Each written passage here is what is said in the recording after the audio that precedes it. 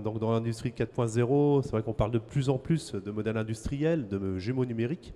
Mais qu'est-ce qui se cache derrière ce terme? Comment on les met en application? Puis surtout, qu'est-ce qu'on peut attendre de jumeaux numériques? Donc, pour répondre à ces questions, j'ai le plaisir d'accueillir donc David Macheneau de la société OPO. Bonjour.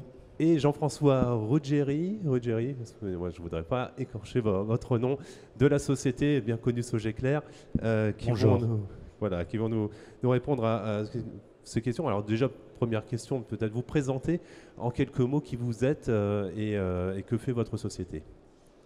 Donc je m'appelle David Macheneau, je suis un des cofondateurs d'OPO en 2012.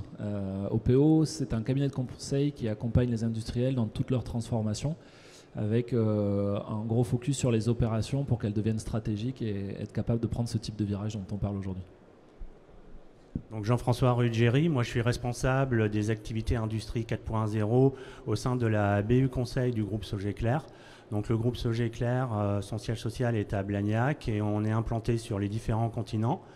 On opère dans tous les secteurs de l'automobile, de l'aéronautique, du ferroviaire, du naval, du transport de manière générale. Et on a plusieurs activités qui sont regroupées en 3 BU. Donc la BU études qui va regrouper toutes les activités de design, de conception, de calcul. Une BU, et c'est la spécificité du groupe, qui comporte l'ensemble des filiales qui vont produire. Donc on est un groupe à la fois d'engineering et de production. Et la BU conseil qui va fédérer toutes ces activités-là. D'accord. Alors, première question, dans le contexte actuel, contexte industriel actuel, comment les entreprises industrielles peuvent-elles tirer leur épingle du jeu? Je vais prendre cette question. Alors voilà, pour démarrer. ça s'adresse à vous, monsieur Macheneau. Oui, en fait, on est dans un contexte, alors tout le monde le connaît, en tout cas ceux qui sont dans le salon aiment l'industrie a priori, donc on sait que l'industrie est à 10 points de PIB, là où on devrait être à 20-25 pour avoir une industrie qui porte la société, qui porte les territoires, qui permet d'avoir de l'emploi, qui adresse aussi les sujets planète. Donc pour nous, chez OPO, l'industrie, c'est clé en fait pour tenir nos modèles de société. Et c'est aussi pour ça qu'on parle de modèle industriel. On est parfois défensif sur l'industrie en disant voilà le coût du travail. Et on ne parle pas toujours du fait qu'on peut aussi être bon dans la création de valeur. Et donc notre définition du modèle industriel, c'est être capable d'avoir des modèles où on est dans le contexte français-européen bon pour créer de la valeur et du coup porter l'entreprise. Et il y a un message aussi qu'on porte assez peu, que moi j'ai envie de porter, c'est que l'industrie, ça reste technique. On est dans la transformation de la matière et ça part de là. Et dans les usines, on a besoin d'écouter ceux qui savent, qui connaissent le métier, donc qui savent faire du copeaux dans l'usinage, qui savent dans une aciérie gérer les paramètres du process. Donc il y a un premier point que je vois aujourd'hui, c'est que les industriels très forts dans leur modèle sont des industriels qui sont très forts sur les fondamentaux techniques. Et on en parle assez peu. Et d'ailleurs, la place du technicien, elle est soit très valorisée dans les entreprises les plus fortes, soit parfois, dans certaines entreprises dans lesquelles on rentre, il y a presque un oubli de cette parole-là. Ou alors, on va confondre technique et management. C'est un bon technicien, il faut le mettre manager, ce qui n'est pas du tout le même métier. On peut arriver à faire les deux, on peut vouloir rester sur la technique. Donc ça, c'est le premier point. Et sur ce fondement technique dont on parle assez peu, après on peut déployer de l'excellence opérationnelle, des bonnes pratiques métiers, de supply chain, d'engineering, etc. et aller vers des outils. Et dans les outils, il y a évidemment les outils numériques qui vont nous préoccuper ce matin. Et c'est ce qui nous avait intéressé dans la rencontre avec Sogeclair, c'est que nous, OPO, on est plutôt spécialistes de ces modèles industriels, que ce soit dans l'aéronautique, l'industrie de process, le luxe, tous ces secteurs-là. Et ce qu'on a aimé dans la rencontre avec Sogeclair, c'est leur côté ingénierie et solutions, mais ils ont des vraies usines derrière, donc ils les testent. Donc il y avait un peu la même conviction que quand on parle de ces choses-là, il faut savoir le prouver sur le terrain et faire que les modèles industriels ils créent de la valeur dans les conditions en France et en Europe. Voilà. D'accord. Et d'ailleurs, à ce sujet, donc des solutions que vous développez au sein de Sogeclair, M. Ruggeri, quelles sont ces solutions que vous appliquez certainement à la fois dans vos usines, mais également que vous proposez à vos clients? Alors aujourd'hui, on a cette chance. C'est vraiment qu'on peut développer des solutions qu'on peut éprouver directement sur nos propres systèmes de solutions, ce qui permet de bien contextualiser ces solutions-là. Alors ces solutions, ça va être des solutions digitales qui vont être mises à la disposition des experts, puisque c'est toujours l'expert technicité qui vont faire la spécificité. Ça va être des outils notamment d'aide à la décision ou alors de simulation. En termes de simulation, c'est là qu'on va commencer à parler de jumeaux numériques. Donc un jumeau numérique, derrière, ça va être des modèles qui sont représentatifs d'un système existant ou à venir, connectés au réel, de telle sorte qu'il soit toujours à jour par rapport à son physique, mais surtout qui dispose derrière d'outils de simulation qui vont lui permettre justement de définir bien en anticipation l'ensemble du modèle qui pourra être le plus agile, le plus résilient et éco-responsable. Et du coup, chez vos clients, de la même manière, c'est ce même type de solution que vous déployez. Elles ont déjà été prouvées chez vous, donc ça devrait marcher chez vos clients. Bon, après, cependant, il y a quand même des spécificités, évidemment, d'environnement industriel. Ouais. En fait, la spécificité, elle vient justement de l'analyse qui est faite en amont et qui nous permet derrière d'ajuster aussi le juste besoin. C'est-à-dire, on ne va pas digitaliser parce qu'il faut digitaliser, mettre un jumeau numérique parce qu'il faut faire un jumeau numérique. C'est toute cette analyse en amont qui est faite avec les équipes d'OPO qui nous permettent derrière de définir la solution ou les solutions digitales à mettre en place. À travers ces solutions digitales, M. Machonneau, comment les industriels se sentent face à ces solutions, parfois un peu nouvelles? Alors, c'est pas facile parce qu'on parle de solutions digitales, mais sur les dernières années, en 10 ans, il y a eu 3 phénomènes assez forts de rupture. Il y a évidemment le digital, tout le monde de la tech qui commence à appréhender l'industrie et qui nous oblige à revoir les manières de penser. Mais il n'y a pas que ça, il y a les enjeux planète, ressources qui sont hyper forts, on parle aussi de géopolitique. Donc ça, c'est un deuxième énorme phénomène. Et il y a un troisième que nous, on voit dans les usines, c'est tout le rapport au travail, la manière dont on a envie de travailler aujourd'hui en entreprise, en tant que personne. Et ce rapport au travail qui change, ça a aussi des implications hyper fortes sur ces modèles. Et donc, ces 3 phénomènes, ils sont très forts, mais ils sont sur 10 années. Et là où c'est compliqué pour les industriels, c'est qu'on se prend des tsunamis, 3 tsunamis en 10 ans sur lesquels il faut trouver des réponses. Donc ça, c'est le premier truc à avoir en tête. Et du coup, les modèles industriels, on a tendance parfois à être un peu défensifs. Je vais donner des exemples, sinon c'est trop théorique, mais moi, sur les 20 années d'industrie que j'ai derrière moi aujourd'hui, il y a des exemples en fait, d'entreprises qui ont eu une intention très forte sur leur modèle industriel. Et je prends par exemple un aciériste qui est dans plusieurs pays européens, donc un groupe qui fait de l'acier, donc acierie, laminoir, donc c'est des énormes installations. Donc on pourrait se dire, le modèle industriel, c'est des points de TRS, donc de la productivité, c'est de la qualité, c'est la maîtrise des procédés. Et ça, c'est tout ce qu'on a quand on est un peu expert et qu'on regarde. Mais moi, ce qui m'a marqué, c'est quand on a fait cette transformation sur 3 années, le gros apport pour l'industriel, ça a été non pas de juste gagner des points de TRS ou d'être bon par rapport à ce qu'on sait d'une acierie, mais expliquer qu'en fait, sur son marché, ce que lui avait apporté la transformation, c'est que ses équipes étaient devenues flexibles en fait sur le mix produit, sur l'entrant, parce que dans les aciéries, on attrape du métal sur les marchés. Et en fait, cette entreprise-là a réussi à mieux coller au cours des métaux. Et du coup, l'énorme base industrielle, en devenant plus agile, lui permettait simplement de mieux se positionner comme un négociant, alors qu'en fait, c'est pas un négociant vu les installations qu'il a. Et donc, c'est là-dessus que moi je pense qu'il faut qu'on parle de modèle industriel, parce que c'est la capacité à avoir une vision technique, mais aussi à la rapprocher du marché et se dire, mais moi en tant qu'entreprise, par rapport à mes concurrents, par rapport à ce qui se passe et tous les chocs dont je viens de parler, c'est où que je veux me positionner. Et là on tombe après sur la capacité à aller de cette vision-là, qui est souvent parfois en réaction, parce que ça bouge beaucoup en fait en ce moment, à l'exécution. Et donc là maintenant, si on parle d'exécution, je vais prendre un autre exemple qui est sur le digital, parce que c'est ce qu'on a beaucoup travaillé avec Sogeclair, mais la manière d'appréhender dans des groupes industriels aujourd'hui la tech et le digital, c'est historiquement c'était des gros projets de RP, des gros cycles en V. Et or aujourd'hui, c'est le métier qui a envie de se débrouiller, c'est les nouvelles générations qui arrivent dans les usines qui ne comprennent pas qu'elles n'ont pas les meilleurs applicatifs dans les mains. Mais ça, une fois qu'on l'a dit, tout le monde a ce discours-là. Mais nous, quand on doit le faire sur le terrain, c'est comment je mets un smartphone. Donc j'ai un autre exemple là qui me vient en tête.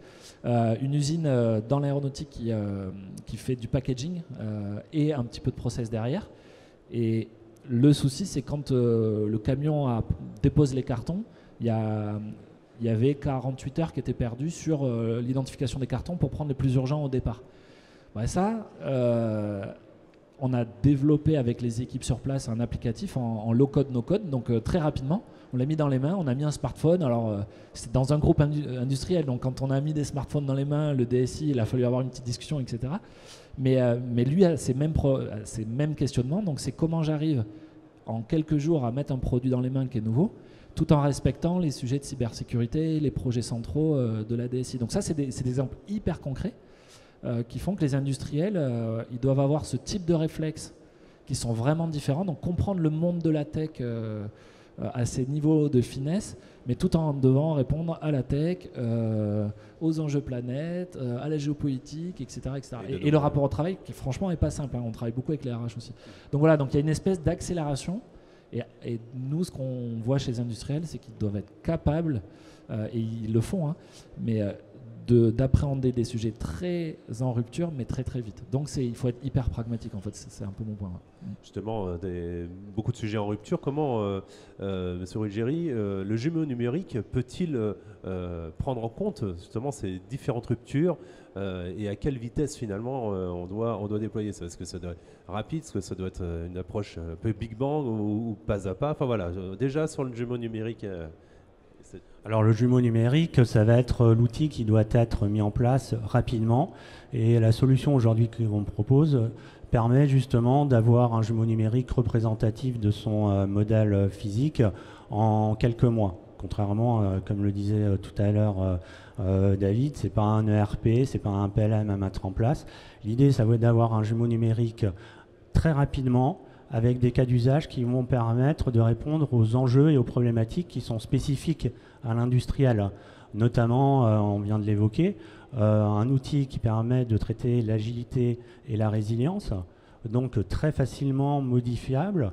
Modifier, ça veut dire modifier les modèles, changer des données, être toujours représentatif de la vraie vie, donc de son physique, et derrière, avoir des outils de simulation qui vont lui permettre derrière de définir le modèle qui va être mis en place. Donc bien par anticipation. Donc aujourd'hui, le jumeau numérique, on peut dire que sur un plan de développement, produit et process, c'est ça qui est aussi important dans le jumeau numérique, c'est qu'il assure cette continuité digitale entre le produit et le process. On peut gagner aujourd'hui sur les premiers retours d'expérience 30% sur le temps de développement. Et ce qui est intéressant, si je peux rajouter dans le travail qu'on a fait ensemble, c'est que le jumeau numérique, il a à la fois des applications, comme il le disait tout à l'heure, très concrètes d'ergonomie pour positionner une machine. Enfin, on a discuté de cas comme ça, ou on a travaillé sur des cas comme ça. Et en même temps, si on prend l'aéronautique dans laquelle on est très implanté, et OPO et Sogeclair, on va avoir des sujets de résilience de la supply. Donc comment, s'il y a de la relocalisation à faire, comment les modèles doivent changer. Et ça, enfin, je sais pas ce que t'en penses toi, Jean-François, mais le jumeau numérique, il fait à la fois du court terme, j'ai un ramp-up, je vois les post-goulot, mais il permet aussi de se dire si je dois complètement changer, apporter une nouvelle techno ou changer les flux, voilà. On doit savoir le prendre aussi, quoi. Et ça, c'est du long terme. Oui, c'est ça. En fait, le jumeau numérique, il va permettre de résoudre une problématique de la journée. Il me manque un opérateur, j'ai pas eu la matière première, je vais faire une simulation pour trouver justement le modèle qui va être appliqué dans mon usine dans 1 heure. Ça peut aussi être sur du plus long terme. Je sais que je vais transposer une production, je vais faire un nouveau type de produit tout en gardant mon modèle industriel actuel. Donc tout ça peut être simulé par anticipation. L'avantage aussi du jumeau numérique, c'est que c'est un outil qui est complètement collaboratif et ouvert. Ça le rend notamment accessible à toute la supply chain. Aujourd'hui, on a vu qu'il y avait beaucoup de problématiques liées à la supply chain. Pour rassurer le client final, parfois il demande d'avoir cette visibilité-là. Donc le jumeau numérique lui permet d'avoir cette visibilité-là. Justement, alors, cette présentation montre finalement un partenariat entre deux sociétés, finalement au profil très différent, même si vous traitez aussi beaucoup d'industries, bien entendu. Qu'est-ce qui vous a amené à travailler ensemble ?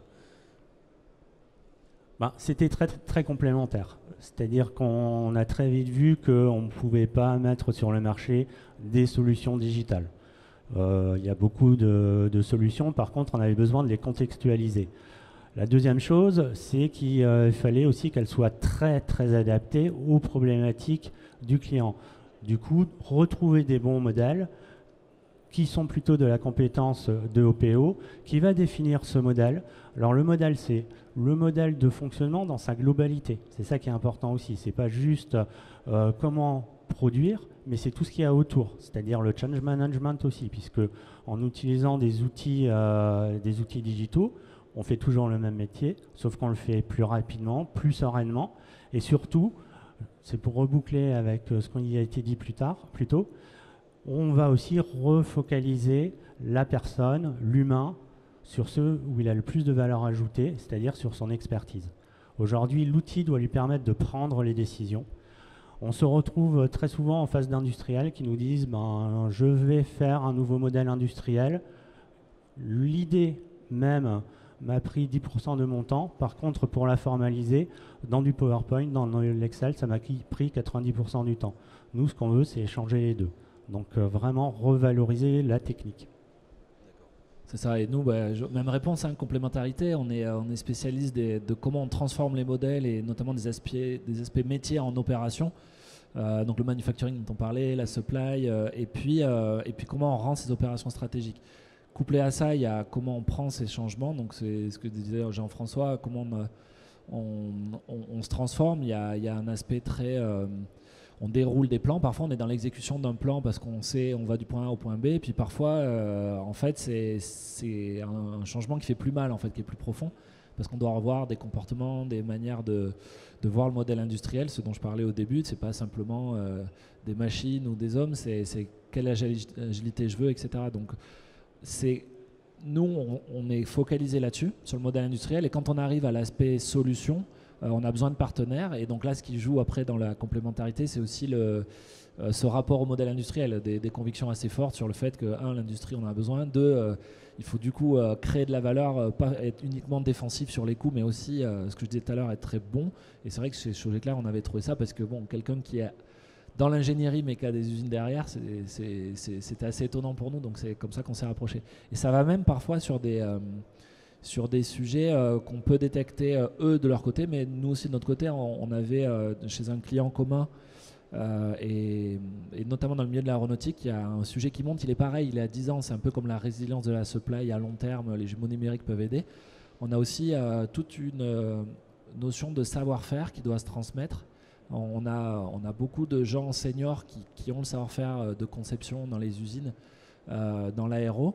Et on s'est posé cette question-là de comment on peut aider à la transmission de cet énorme volume de gens qui ont tout le savoir-faire dans leurs mains.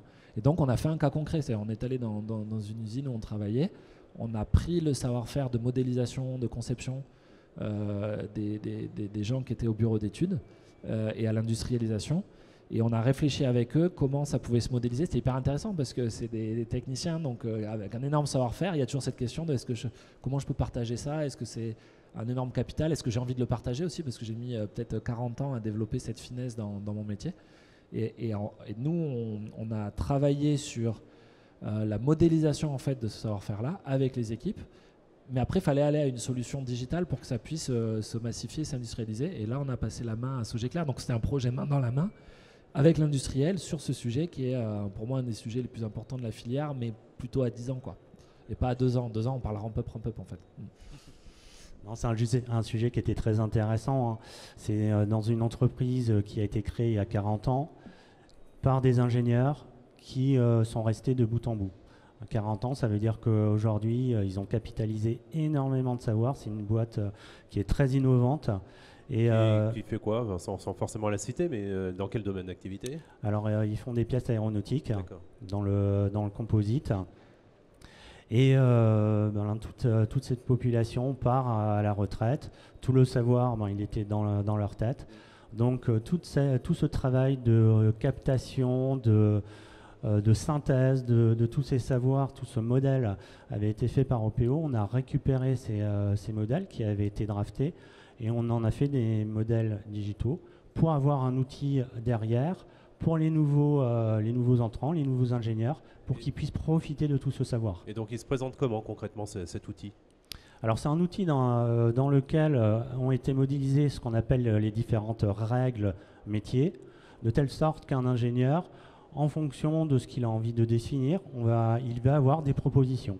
Donc l'outil est enrichi avec une intelligence artificielle qui va lui proposer différentes solutions. Tu veux faire telle pièce, ok, mais l'épaisseur requise c'est plutôt 3 mm, 4 mm, la courbure c'est plutôt ça, tout en mettant en place derrière aussi quelle est la source d'information, de telle sorte que l'ingénieur ne travaille pas que avec l'intelligence artificielle, mais qu'il apporte encore une fois son expertise. D'accord, ça reste une aide à la décision. Voilà. Oui, c'est quand même pas là pour faire le travail de l'ingénieur, mais en tout cas pour lui faire gagner du temps et capitaliser, enfin en tout cas absorber les compétences et les connaissances qui sont déjà là. Donc éviter de tout réapprendre. C'est ça, ouais. Exactement. Aujourd'hui, c'est vraiment ce qu'on a voulu faire, et puis c'est revenu un peu comme un leitmotiv. C'est vraiment valoriser la technique, l'expertise. Dans ce cas-là, c'est la mettre à disposition de tous. Dans d'autres cas, c'est tout simplement mettre à disposition des outils qui vont permettre d'aider à la décision, mais vraiment que d'aider à la décision. Ça ne doit pas prendre la décision. Très bien, je vous remercie beaucoup.